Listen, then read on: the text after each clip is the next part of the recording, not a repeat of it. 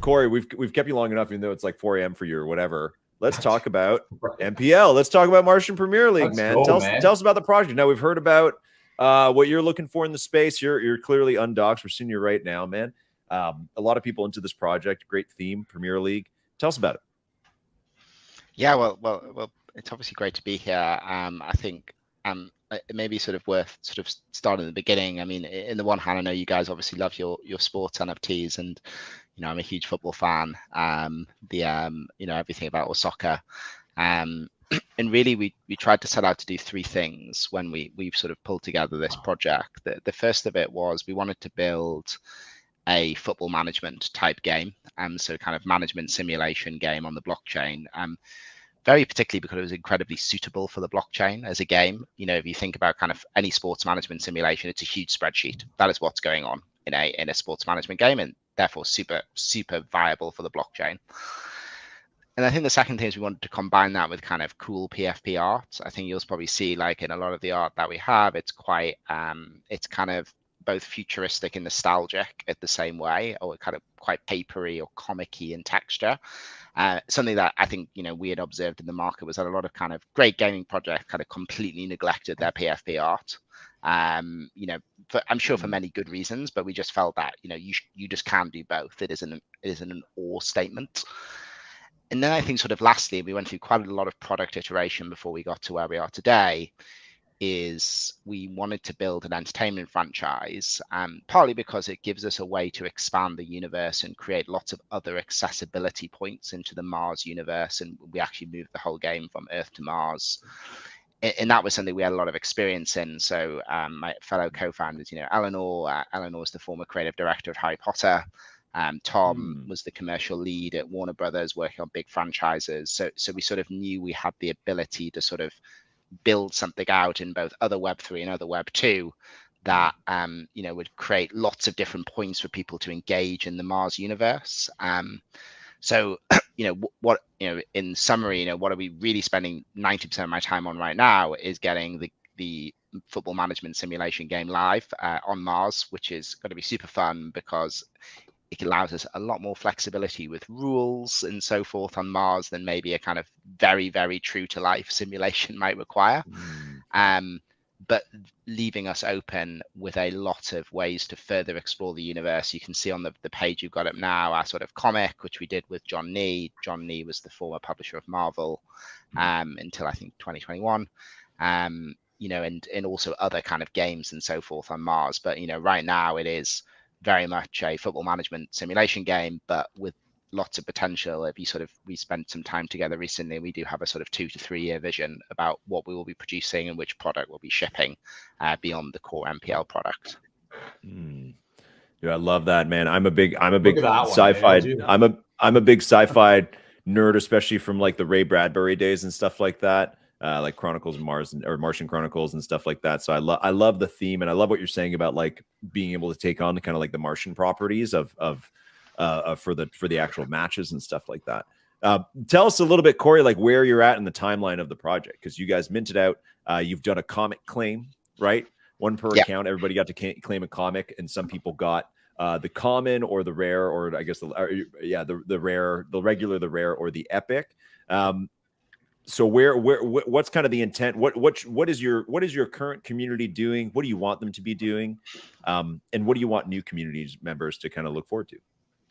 Yeah, I mean, I think, firstly, I mean, a huge thank you to our whole community and obviously a whole bunch of the First Mint community who've jumped in. I think the community is doing a fantastic job, and it always gives me a lot of joy to read the chat every day about how passionate they are. They often come up with a lot of ideas, which I don't always tell them, but sometimes I integrate them into the real product.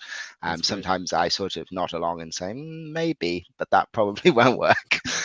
But where are we? We are, I would say, about sort of we launched our comic, which is being claimed, which actually also comes with a small governance token allocation when it launches. It's actually going to be the first of many, and we're finishing our sort of transmedia creative Bible currently, which is the sort of broader lore and canon and sort of rails of the universe. But in terms of the game, our boot camp, which is the training phase, it's going to be the first chance for you to explore our map, play games, train your player, customize your player, improve their attributes. If you want to go to map it, I think it's Explore Bootcamp, maybe, or maybe it's map.premierleague.com. The map is insane. It really is. Pull it up. Yeah. Corey, I don't want to cut you off, but I printed the map and I printed all the clues that have been handed out if you actually research the map. And I am ready to start theories, man. I'm ready to start some spaces. And this is really well designed. Oh, you got to see some of the stuff that's hidden in there. There's little messages here and there. Some messages are locked. You can't read them yet. It is insane what's in there. I like a nicely functional website like this. How many balls can you keep in the air? Interesting. Okay. We've side point. So someone, when we were speaking with our sort of UI UX designer and Adam, our sort of lead dev, a big shout out to Adam. Adam actually worked on USDC, the only stable coin backed by real dollars. Everybody. Yeah, of course. So, very important right now. So and he did a phenomenal job leading the technical team on this. But what we said was, Web3 should not be our benchmark for what great looks like. Web 2 is what great looks like in terms of design. We should just bring that to Web 3. I know there's lots of memes about, if it's new, it's good. It's like, well, actually Web 2 did a lot of great things very well, particularly design and cool interface. But sort of maybe slightly separately, the bootcamp, which will, take place very shortly, you'll be able to claim a whole bunch of challenges, some quite cool on-chain games and kind of social coordination mechanics, and the games get more complex every week. You'll have the chance to earn our utility token Readies, which will allow you to acquire skill boosts or attribute boosts, which you can use on your players to continually improve them, or indeed sell those on OpenSea. And there are some limitations on how many you can use at one time to avoid stat inflation. But we're pretty close now to shipping our first sort of full product in Bootcamp.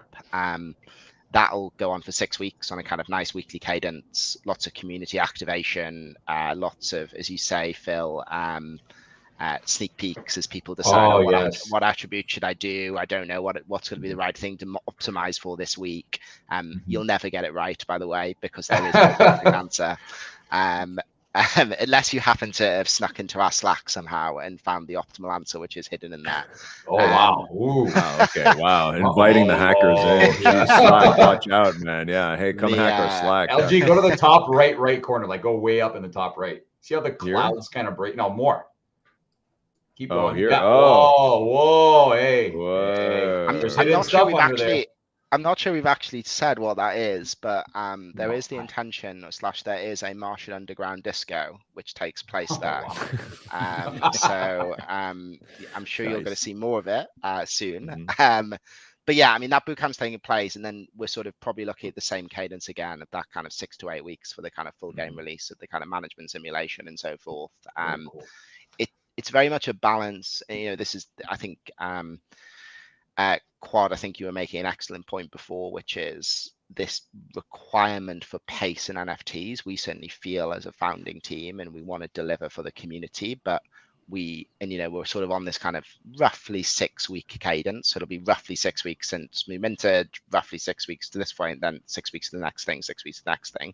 That is the right cadence of shipping, but it's actually a very challenging ship schedule in order to kind of make it, and also to make it the quality. We spent a lot of time today saying, do we delay an extra couple of days to add all the flourishes, or do we kind of ship it without the flourishes? And I think actually the community is like, well, to be honest with you, I want all the cool stuff. Like, I don't want you to like sacrifice a cool screen if I just have to wait an extra 12 hours to get that done. So it's always a kind of constant tension in the NFT space around pace, but I do think we have a patient community, and I do think we are hopefully rewarding their patience by shipping roughly every 6 weeks to them, which sort of feels like a good pace. And as we get towards the end of summer, the game will sort of be up and running with kind of seasons going on over the course of kind of 6 to 8 weeks, and people then getting in the cadence of playing, getting promoted, victory, success, cool.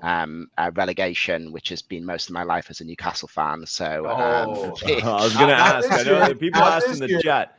Yeah, people asked in the chat earlier. Yeah. But yeah, and I think there's a really nice comment in the chat around from Todd saying we have deliberately tried to design our cadence of releases to build sustainable growth in our floor price.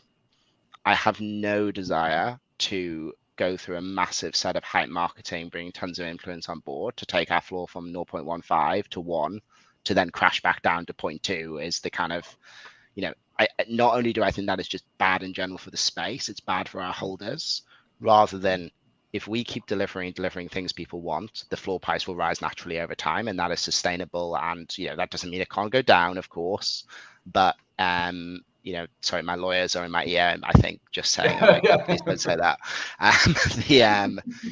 But building that in a kind of way that generates kind of long-term sustainability is like, it's important just for the space, but it's also personally important to us as a team, because I don't want, every time I see that kind of parabola of price growth as it kind of collapses, I get really worried for everyone aboard at the top who probably exit, and some of them will exit the NFT space because they're so annoyed that they lost 80% of value in 3 days.